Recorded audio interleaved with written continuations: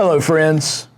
I'm Ben Pierce, Senior Pastor at Fuquay-Varina Baptist Church, and I've enjoyed getting to spend some time with you on Tuesday evenings and then whenever you can watch these videos as we go through what are the characteristics of a disciple. Quickly, D, dying to self. I, integrity. My outside life matches what I say I believe. S, I'm going to serve if I'm a disciple of Christ. The C stands for compassion. I'm going to be compassionate. Your hurt in my heart. The I is I'm going to invest in the kingdom and invest in others. And then today we're going to take a look at P. And if you're going to be a disciple, you've got to be a person of prayer.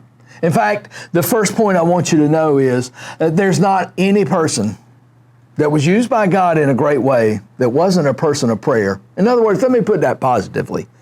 Any great person who's going to be used by God prayed earnestly. Samuel said in 1 Samuel chapter 12, verse 23, God forbid that I should sin by not praying for you. David wrote numerous prayers, as you read in the book of Psalms.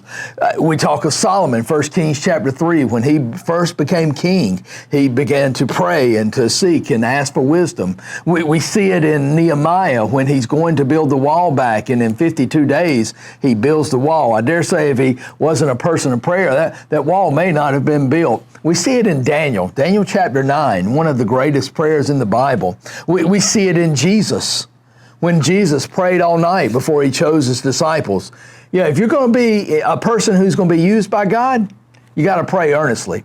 But I want you to know, secondly, is prayer helps us to build a personal and intimate relationship with the Father.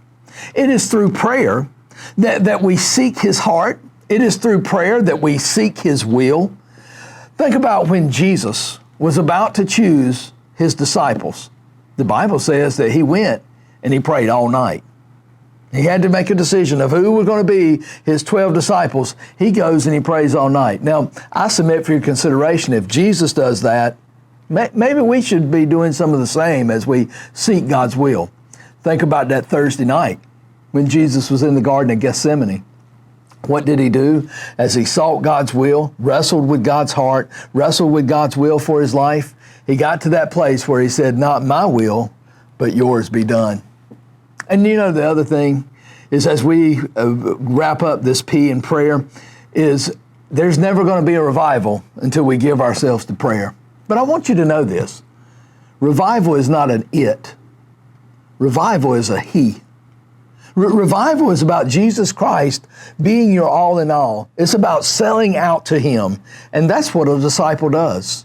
And I pray that as you begin to seek him and seek his heart and seek his will, you'll become a person of prayer. You'll be that disciple.